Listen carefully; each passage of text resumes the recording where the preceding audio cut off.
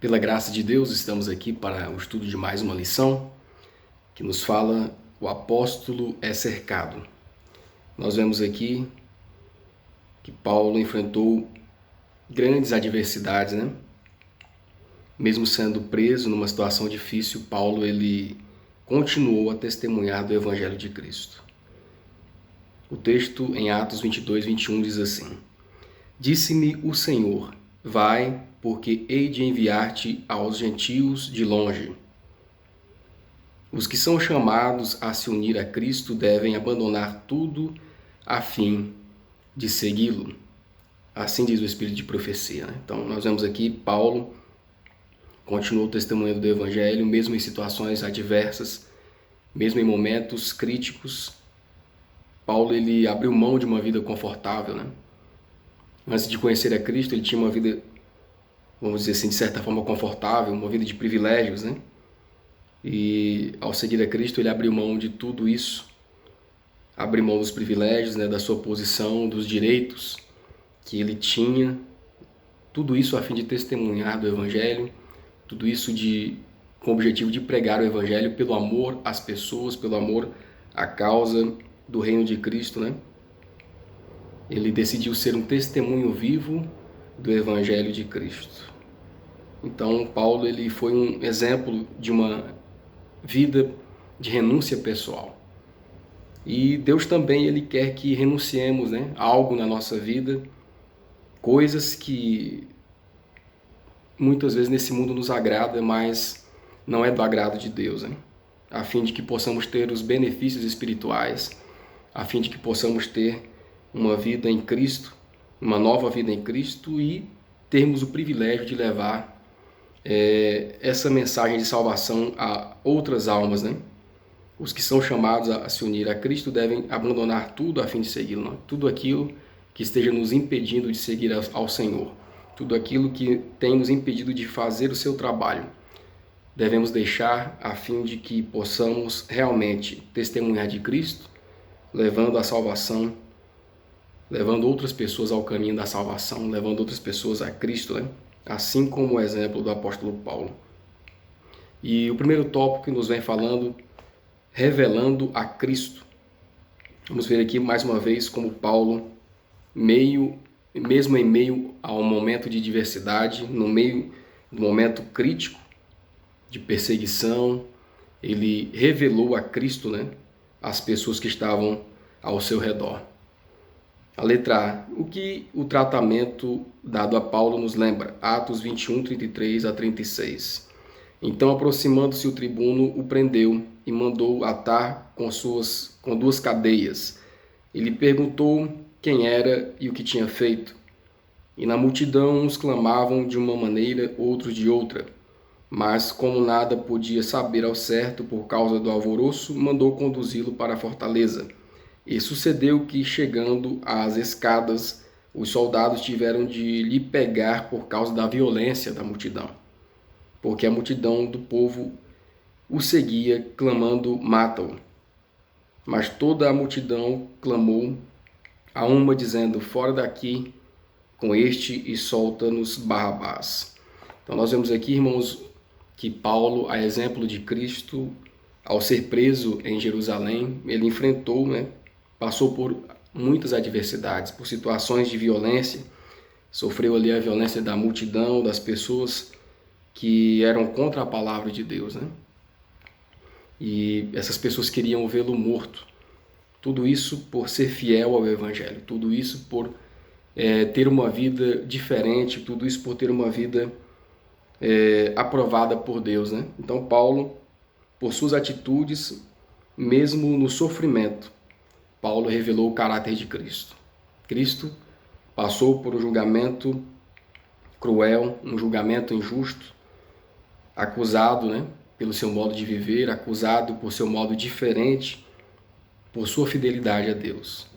Do mesmo modo como Cristo foi acusado, Paulo agora também estava experimentando ali na pele essa experiência, essa situação adversa, mas tudo isso ele tinha por ganho, né? Sofrer por amor a Cristo. E tinha por perda todos os seus cargos, todas as suas posições, né? Paulo mesmo dizia que fazia tudo por causa do Evangelho, né? Então, em meio à turbulência, em meio aos momentos de dificuldade, Paulo, mesmo assim, ainda revelou a Cristo, revelou o seu caráter de um grande seguidor de Cristo, dando ali verdadeiro testemunho no meio daquele momento cruel. Quando o Filho de Deus estava sendo julgado, a multidão judia clamava: "Fora daqui com este e crucifica-o", porque a vida pura e o santo ensino de Cristo os convenceu do pecado e os condenou. E pela mesma razão, muitos clamam na alma contra a palavra de Deus. A letra B, porque a providência divina abriu o caminho em defesa de Paulo. Atos 21, 27 a 39, né? E quando ia introduzir Paulo na fortaleza, disse Paulo ao tribuno: "É-me permitido dizer-te alguma coisa?" E ele disse: "Sabes o grego? Não és tu, porventura, aquele egípcio que antes desses dias fez uma sedição e levou ao deserto 4.000 salteadores?" Mas Paulo lhe disse: "Na verdade, eu sou um homem judeu, cidadão de Tarso, cidade não pouco célebre na Cilícia. Rogo-te, porém, que me permitas falar ao povo." Então nós vemos aqui que no meio da turbulência, Paulo, ele aproveitou ainda esse momento para pregar, para evangelizar, mesmo a multidão enfurecida, mesmo em meio àquele momento ali de adversidade, ele não se calou, né? Um grande exemplo para nós. Muitas vezes nós passamos por momentos de dificuldades, nós ficamos paralisados, né? Nós não lembramos de Deus, que Deus pode nos dar uma oportunidade mesmo em meio à adversidade. Uma oportunidade de pregar o Evangelho, uma oportunidade de levar a salvação a pessoas que precisam, né? Então Paulo, aproveitando para pregar o Evangelho aqui, mesmo para a multidão que o perseguia, né? No momento de grande sofrimento, no momento de ataque, ele sentia a necessidade e a responsabilidade de continuar levando o Evangelho ao seu povo, né? Sentia a necessidade de plantar a semente do Evangelho naqueles corações ali. Então Deus, ele deseja também que nós enfrentemos os momentos de adversidade com uma outra visão, né? Com um outro propósito, né?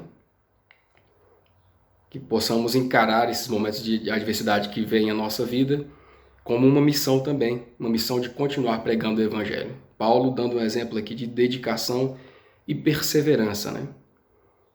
Ele manteve a sua mente em Cristo, manteve a sua postura, colocou a sua firmeza em Deus, né? Mostrando aqui que mesmo em momentos difíceis, mesmo em momentos críticos, de dificuldades, de perseguição, podemos levar a mensagem do reino, né? E quando a história se repetir, quando formos perseguidos pelo amor ao Evangelho também, devemos pregar o Evangelho mesmo em meio a situações difíceis, né? E Deus, vendo a vontade de Paulo, o desejo de levar o Evangelho àquelas pessoas, ele tocou no coração do oficial romano, né, que permitiu Paulo falar ao povo naquele momento. Em meio ao tumulto, o apóstolo permaneceu calmo e controlado, manteve a mente firme em Deus e sabia que os anjos celestiais o rodeavam. Não podia deixar o templo sem fazer um esforço para apresentar a verdade aos conterrâneos. Assim voltou-se para o comandante e dirigiu-se a ele em grego, de maneira respeitosa, dizendo: "É-me permitido dizer-te alguma coisa?" Implorou pela permissão de falar ao povo. O Senhor deu a seu servo a capacidade de influenciar o oficial romano, que aceitou o pedido. O segundo tópico nos vem falando sobre o tema uma nobre defesa. A letra A, cite alguns destaques da defesa de Paulo. E, havendo-lhe permitido, Paulo, pondo-se em pé nas escadas, fez sinal com a mão ao povo, e feito grande silêncio, falou-lhes em língua hebraica: "Varões, irmãos e pais, ouvi agora a minha defesa perante vós." E quando ouviram-lhe falar em língua hebraica, maior silêncio guardaram. "Quanto a mim, eu sou varão judeu nascido em Tarso da Cilícia, mas criado nesta cidade aos pés de Gamaliel, instruído conforme a verdade da lei dos nossos pais, zeloso para com Deus, como todos vós hoje sois. Persegui este caminho até a morte, prendendo e metendo em prisões tanto homens e mulheres, como também o sumo sacerdote me é testemunha, e todo o conselho dos anciãos, recebendo destes cartas para os irmãos, fui a Damasco para trazer presos a Jerusalém aqueles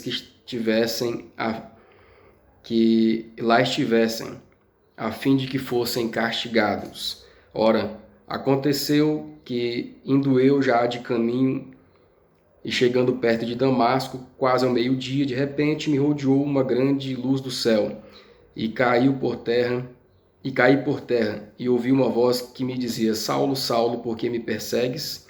E eu respondi: Quem és tu, Senhor? E ele me disse: Eu sou Jesus, o Nazareno, a quem tu persegues.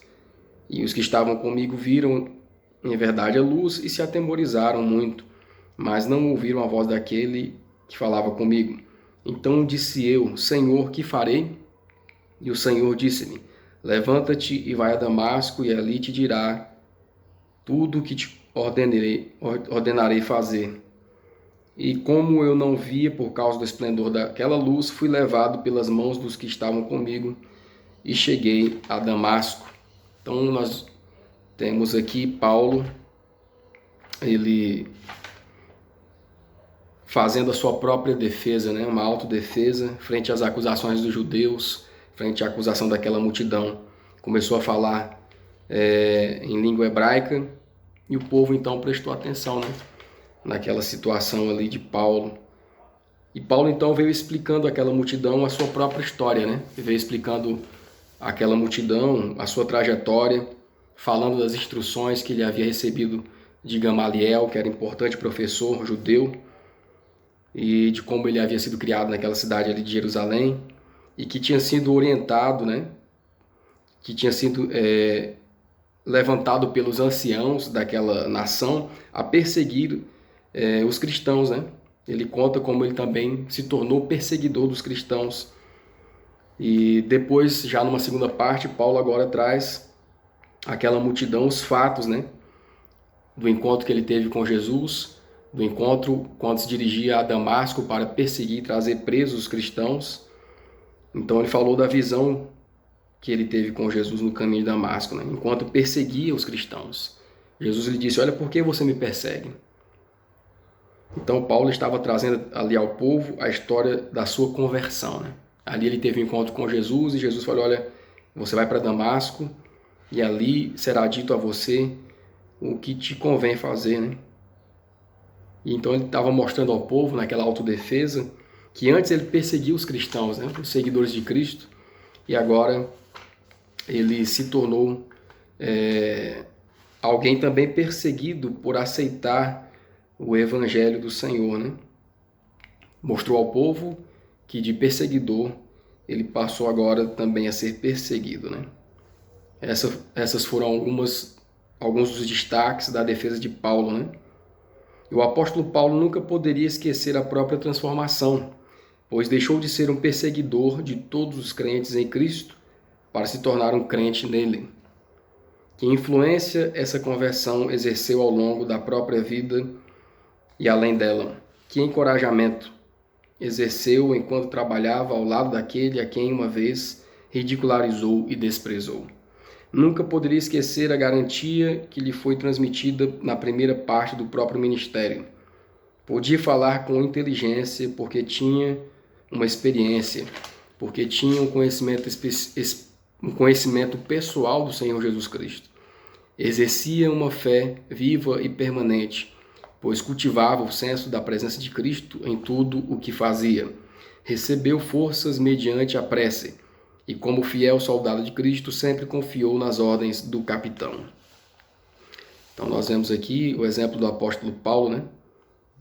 Ele falou que Deus, né, o havia chamado para continuar aquela missão de pregação do reino de Deus aqui na terra. De perseguidor ele passou também a ser perseguido, né? E a letra B nos fala porque Paulo tinha certeza de que havia sido chamado por Deus para servir aos gentios, Atos 22, 12 a 21.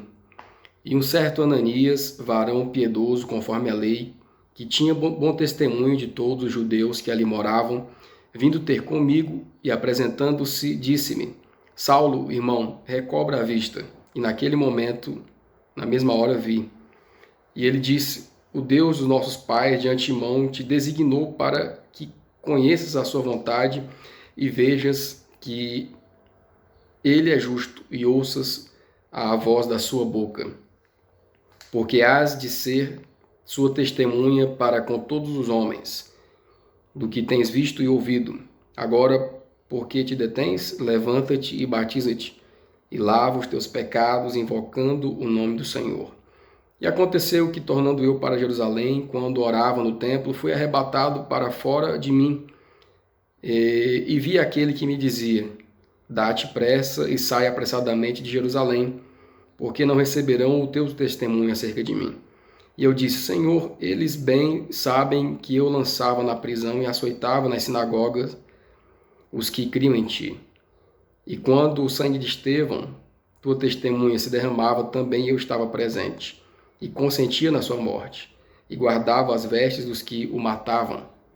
E disse-me: Vai, porque hei de enviar-te aos gentios de longe. Então Paulo aqui, ele continuou a expor à multidão a sequência da sua conversão, o modo como Deus usou Ananias, o seu servo de Damasco, para trazer a sua visão de volta. Ananias chegou a Paulo e lhe falou sobre Jesus, falou a Paulo sobre a necessidade de batismo para receber o perdão dos seus pecados, para receber o perdão da perseguição que ele havia promovido contra o povo de Deus, E logo após, Paulo também volta a Jerusalém. Estando em oração no templo, Cristo apareceu a Paulo em visão, mostrando a sua verdadeira missão, mostrando que também a sua missão era pregar o evangelho agora aos gentios, Ananias também havia falado isso a ele. E Paulo tentou resistir: não, mas eu já estive com esse povo aqui, já ajudei a perseguir as pessoas, eles sabem da minha sinceridade, mas Jesus falou para eles: olha, eles não vão receber a palavra do evangelho. A sua missão será entre os gentios, Então, por causa das atitudes dos judeus, por causa do orgulho que estava no coração dos judeus, Por causa da atitude deles, que era uma atitude de descrédito frente à palavra de Deus, uma atitude de incredulidade, Deus enviou Paulo em missão especial aos gentios. E Paulo, então, ele tinha convicção, ele tinha certeza que Deus havia o chamado, e ali estava mostrando todas as evidências àquela multidão, O próprio Senhor havia dado a Paulo a missão de entrar no vasto campo missionário do mundo gentil, a fim de prepará-lo para esta extensa e difícil obra. Deus entrou em íntima conexão com ele e compartilhou cenas da beleza e da glória celestial perante a extasiada visão do apóstolo. E a letra C e letra D, que está em Atos 22, 22 a 24, e depois em Atos 22, 25 a 29, depois você pode ler. A letra D nos fala como a multidão reagiu ao discurso de Paulo e qual foi o resultado. A letra C e a letra D fala porque Paulo foi poupado de sofrer uma provação ainda maior, Então a letra C e a letra D nos fala que Paulo ele continuou a falar ao povo sobre a sua conversão, sobre a sua missão de pregar o evangelho agora para os gentios. E então a multidão começou a gritar novamente pedindo a morte do apóstolo, Quando ele citava os gentios, aquela multidão ficava enfurecida e começou a gritar novamente pedindo a sua morte, pois não aceitavam o trabalho que ele vinha desenvolvendo, Então o comandante ali ordenou que Paulo fosse açoitado ali, para que ele pudesse falar o crime que ele havia cometido, para que ele pudesse então confessar qual crime ele havia cometido.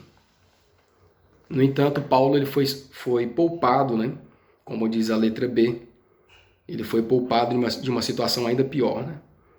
Ele se livrou dos açoites usando seus direitos de cidadão romano naquele momento. Ele não poderia ser penalizado, né, sem um julgamento conforme a lei. E Paulo, tendo os conhecimentos da lei romana, ele disse ao centurião romano: é lícito açoitar um romano sem ser condenado? Então, naquele momento, Paulo, conhecedor das leis romanas, ele naquele momento fez uso das suas prerrogativas como cidadão romano e ele foi então livre, foi poupado daquele momento, né? Quando o centurião ficou sabendo que ele era um cidadão romano, temeu muito cometer aquela situação, açoitá-lo, temeu muito açoitá-lo sem ter o julgamento, né? Segundo agora aqui, o segundo tópico desta nova lição. O terceiro tópico nos fala perante o conselho. A letra A. Como foi o início da audiência de Paulo perante o conselho e o que ele profetizou? Atos 22, 30. E no dia seguinte, Paulo ele foi ao conselho, foi levado ao conselho, né? Na audiência, ele olhou bem para os membros do conselho e disse: olha, irmãos, eu tenho vivido conforme a vontade de Deus, né? Tenho vivido com a consciência limpa diante de Deus até hoje. E o sumo sacerdote, ao ouvir essas palavras de Paulo, mandou que os homens que estavam ao lado de Paulo o ferissem na boca, né? Que batessem na sua boca, né? E feriram então a boca de Paulo. E Paulo disse então ao sumo sacerdote: Deus vai te ferir, né? Por isso que você está fazendo, né? Até o chamou de parede branca, né? Você está sentado aí para conduzir, né? Para me julgar conforme a lei ou contra a lei, mandando me bater, né? Então Paulo indagou. Então os homens que estavam ali ouvindo aquela situação disseram: você está insultando o sacerdote de Deus? E Paulo logo prontamente disse: olha, eu não sabia que ele era o sumo sacerdote, porque está escrito que não devemos dizer mal dos príncipes do nosso povo, né? E houve a profecia que Paulo fez e mais tarde ela se cumpriu. Ele disse para o sumo sacerdote que Deus o iria abater também, né? Que Deus o iria ferir, né? Que Deus feriria aquele sumo sacerdote hipócrita que na verdade não obedecia à palavra do Senhor, né? Sob a influência do Espírito Santo, Paulo proferiu uma denúncia profética como a que Cristo pronunciou ao repreender a hipocrisia dos judeus. O juízo pronunciado pelo apóstolo cumpriu-se terrivelmente quando o injusto e hipócrita sumo sacerdote foi morto por assassinos na guerra judaica. A letra B vem nos falando como Paulo, naquele momento, desviou sabiamente o foco da discussão, né? Paulo foi sábio naquele momento ao conquistar, né, a atenção, a simpatia dos fariseus. Ele se colocou ali agora naquele momento: olha, também sou fariseu, fui criado aqui estudando a palavra, né, do Senhor. E ele entrou com assuntos que geravam grande discussão, que geravam grande polêmica e controvérsia, ali vendo os dois partidos, né, fariseus e saduceus. E Paulo então aproveitou essa situação, vendo que estavam ali saduceus e fariseus, aproveitou para colocar esses assuntos polêmicos ali, né? E Paulo, sabendo que os saduceus não acreditavam na ressurreição, não acreditavam no Espírito, não acreditavam nos anjos, né? Começou a falar sobre esses assuntos. E então começou uma grande disputa por causa desses assuntos, né? E os fariseus, Paulo sabia que defendiam essas crenças, né? Então os fariseus se levantaram a favor de Paulo e diziam: olha, nós não achamos nenhuma culpa nesse homem. Nós não encontramos nenhum mal nesse homem, né? Os fariseus eram muito rígidos com respeito à obediência exterior dos usos e costumes. Estavam cheios de uma altiva, mundana e hipócrita justiça própria. Os saduceus negavam a ressurreição dos mortos e a existência dos anjos, e eram céticos em relação a Deus. Essa seita era, em grande parte, composta por pessoas de caráter indigno, muitas das quais tinham hábitos libertinos. Os dois partidos começaram a debater entre si e assim quebrou a força da oposição contra Paulo. Na confusão que se seguiu, os saduceus levantavam ansiosamente para se apoderarem do apóstolo, a fim de matá-lo, e os fariseus estavam na mesma luta, ansiosa para protegê-lo. Então nós vemos aí a disputa que aconteceu aqui, conforme a letra B, e como Paulo se aproveitou sabiamente dessa situação, colocando os fariseus e saduceus frente a frente aí numa batalha ideológica, né? A letra C, de que Paulo foi protegido, e o que isso nos lembra? Então, o tribuno ali daquela sessão, vendo a dissensão que estava acontecendo entre os saduceus e fariseus e a violência como eles se tratavam, resolveu então retirar Paulo, né? Temendo pela vida de Paulo, resolveu tirar Paulo daquele ambiente e o levou para a fortaleza, daquele local em segurança, né? O levou para um local em segurança, o local onde Paulo poderia estar melhor guardado. E nós podemos nos lembrar da proteção de Deus aos seus servos, né? Que Deus usa também pessoas naquele momento, mesmo pessoas incrédulas, para livrar seus servos no momento em que mais precisam. Nossa posição perante Deus não depende da quantidade de luz que recebemos, mas do modo como usamos a que temos.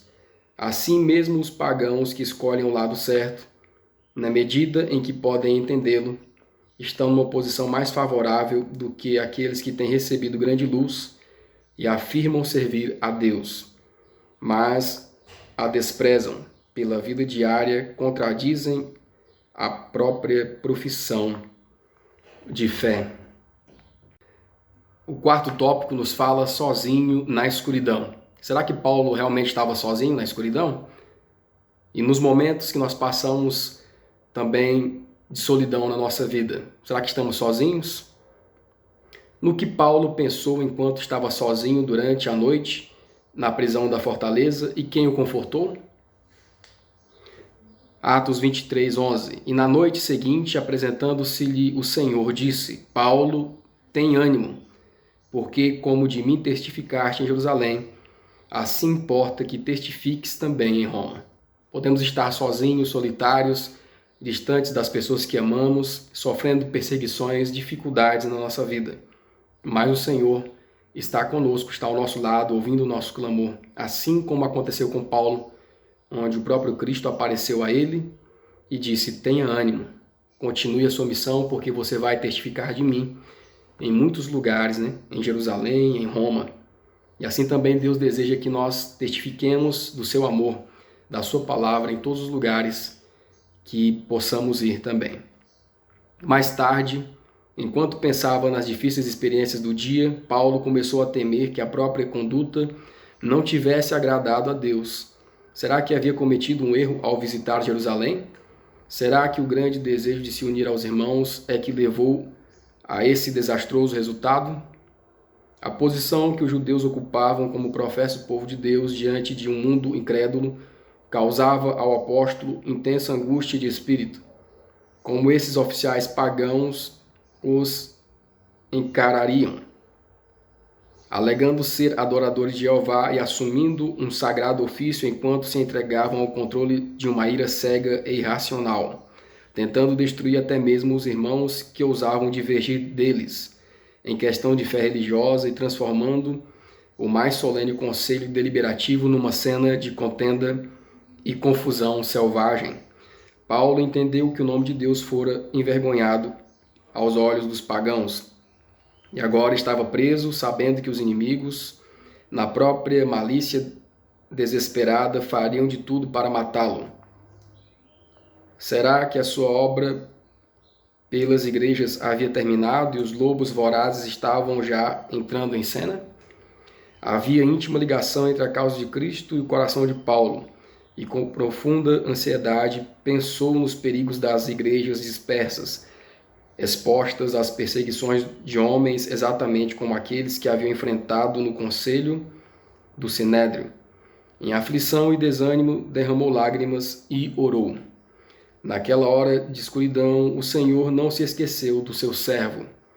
Ele o havia protegido da multidão assassina no pátio do templo. Estivera com ele perante o conselho do Sinédrio. Estava agora com ele na fortaleza e revelou-se a fiel testemunha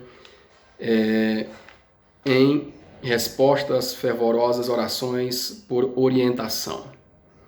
A letra B. O que revela a disposição de Deus em nos confortar na escuridão, e assim como fez com Paulo e com o solitário Davi no deserto? Salmo 63, 5 e 6. A minha alma se fartará como a de tutano e de gordura, e a minha boca te louvará com alegres lábios, quando me lembrar de ti na minha cama e meditar em ti nas vigílias de noite. Então nós vemos aqui o exemplo do apóstolo Paulo, Deus o confortando, né? E em todos os momentos em que Paulo passou, Deus estava direcionando, estava guiando o seu servo. Também vemos aqui o exemplo de Davi, quando passou por perseguições da parte de Saul, né? No deserto. Ele tinha certeza que Deus estava com ele, né? E se entregava momento a momento ao Senhor em oração, né? E meditava nas vigílias da noite, estava em oração, colocando a sua vida nas mãos de Deus, né? Assim também devemos ser nós, né? Podemos não ter o conforto dos homens, mas podemos ter a mão de Deus protetora nos confortando na escuridão das nossas vidas. Em todos os momentos e lugares, em todas as tristezas e aflições, quando a perspectiva parecer sombria e o futuro incerto, e nos sentirmos desamparados e sozinhos, o Consolador será enviado em resposta à oração da fé. Que promessa maravilhosa Deus nos dá, né? O quinto tópico nos fala os da própria nação. No dia seguinte, que plano o inimigo das almas traçou? Atos 23, 12 a 15. Nós vemos aqui que Paulo ele foi protegido, né, pelo tribuno, pelo homem que representava ali a jurisdição, a justiça daquela cidade. E vendo que Paulo estava tendo um julgamento temerário, não estava tendo um julgamento adequado, o levou para a fortaleza, né, tirando-o da presença dos judeus. E mesmo assim, alguns dos judeus, eles conspiraram contra a vida de Paulo, né? Juraram que não comeriam e nem beberiam até matá-lo.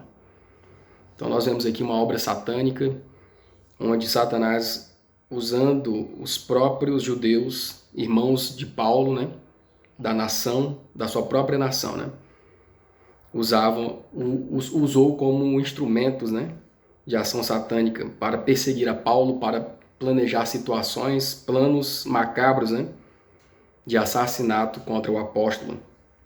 E aqueles homens pediram aos sacerdotes para que pedisse ao tribuno uma nova audiência com Paulo, né, para que trouxessem Paulo ao conselho, mas que eles aproveitariam o conselho naquele momento para matar o apóstolo, né? Armariam então toda uma cilada. Enquanto o Senhor encorajava seu servo, os inimigos de Paulo tramavam ansiosamente a destruição deles, a destruição dele, né, do apóstolo. Então, enquanto Cristo encorajava seu servo, esses inimigos do apóstolo estavam tramando para destruí-lo, né? E a letra B, quem o Senhor usou para expor a trama maligna? A letra B nos fala que Deus usou um sobrinho de Paulo, né, filho da sua irmã, que ficou sabendo de toda a cilada ali que fora criada por esses judeus, né, e foi à fortaleza, foi aquela prisão onde Paulo estava ali preso, e anunciou isso ao apóstolo. E Paulo então pediu que o tribuno recebesse aquele jovem, né, para que ouvisse o que ele tinha a dizer. E o tribuno então, ouvindo o pedido de Paulo, recebeu aquele homem, aquele jovem, e o ouviu, né? E ele contou ao tribuno o que estava sabendo, né? Contou-lhe sobre a estratégia dos judeus para tirarem a vida de Paulo, né? No momento em que ele fosse novamente levado ao conselho E ele disse assim: olha, eles não comeram e não vão comer e nem estão bebendo nada até matarem a Paulo. Esse foi um juramento deles, né? Então, aquele jovem contou tudo ao tribuno e o Senhor usou aquele jovem ao ouvir aquela ameaça, né, ao seu servo e expôs a autoridade competente, né? E a letra C nos fala por que somente o tribuno podia anular o plano, o que devemos compreender da perseguição contra Paulo.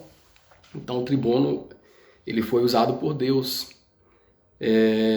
pois era o único ali com o coração aberto aos apelos divinos, né? Nós podemos ver pelo texto que ele percebia que Paulo não era culpado, né? E, além de ser a única autoridade ali naquele momento que poderia poupar a vida de Paulo naquele lugar, né? Então ele tomou para si a responsabilidade, não ficou com medo, enfrentou a situação e livrou a Paulo, né? E podemos ver aqui que Paulo, ele livrou a Paulo, levando Paulo para outro lugar, né? Para Cesareia, né? Rodeou de soldados e naquele mesmo momento que ficou sabendo daquela ameaça, levou Paulo para Cesareia, escoltados pelos soldados, para a presença do governador Félix, né? E mandou uma carta ao governador dizendo que não achava nenhum crime naquele homem, mas que os judeus estavam planejando matá-lo, né? Por algo que eles achavam que Paulo havia cometido contra eles, contra suas próprias leis, né? Mas ele mesmo, que era a autoridade daquele local, não via nenhuma culpa no apóstolo Paulo. Então foi essa a situação que o tribuno fez, né? Mandou uma carta ali para o governador, mostrando a inocência de Paulo também, né? E nós vemos aqui Paulo sofrendo uma grande perseguição, né, do seu próprio povo. É um grande exemplo que nós podemos tirar, né? Da mesma forma que a história aconteceu no passado, ela também pode se repetir e irá se repetir, né? Isso nos mostra que podemos ser perseguidos, né? Perseguições de dentro e de fora, perseguições de pessoas do mundo e de pessoas que estão também dentro da obra, vamos dizer assim, né? Perseguições que estão dentro da mesma família, de pessoas que estamos dentro do mesmo propósito, né? Às vezes aquelas pessoas que estão ao nosso lado também podem nos perseguir. E também podemos analisar se estamos perseguindo também, se estamos nos tornando perseguidores da causa de Deus. Porque nós vemos aqui que Paulo foi perseguido pelos seus próprios irmãos, né? Pelas pessoas da própria nação. E os judeus, né, que se tinham como grandes líderes, que se tinham como pessoas, né, que pelo exterior representavam a Deus, né? Nós representamos a Deus, eles sempre diziam, né? Mas agora se mostravam totalmente contrários, né, à vontade do Senhor. Estavam dando ali um grande mau testemunho frente a todas as nações, né? Pessoas que se diziam representantes da obra do Senhor, mas as suas condutas desagradavam frontalmente a vontade de Deus, né? E com a sua conduta eles produziam um grande mal à obra do Senhor. Com a sua conduta eles produziam um grande mau testemunho ali ao lutar entre si e tentarem matar a Paulo, né? E é isso que Satanás quer fazer, uma contrafação dentro do povo de Deus mesmo, brigas internas, situações de revanche, situações de inveja, de egoísmo. Satanás quer fazer e quer criar essas situações para enfraquecer a influência do povo de Deus. Precisamos estar atentos sobre isso. O caso de Paulo não era o primeiro em que um servo de Deus encontrava amparo em meio aos pagãos contra a maldade do professo povo de Jeová. Embora os líderes judeus alegassem ter grande zelo pela honra divina e pelo bem de Israel, eram inimigos de ambos. Por preceito e exemplo, afastavam o povo cada vez mais da obediência a Deus, conduzindo-os aonde o Senhor não poderia defendê-los no dia da angústia. Satanás está constantemente trabalhando mediante os próprios agentes para desanimar e destruir aqueles a quem Deus escolheu com o objetivo de realizar uma grande e boa obra. Eles podem estar dispostos a sacrificar até a própria vida pelo avanço da causa de Cristo. Mas o grande enganador sugerirá dúvidas contra eles na mente dos irmãos, as quais, se nutridas, minariam a confiança na integridade de caráter deles e assim prejudicariam a sua utilidade. Que Deus nos abençoe e nos ajude para compreendermos a sua palavra.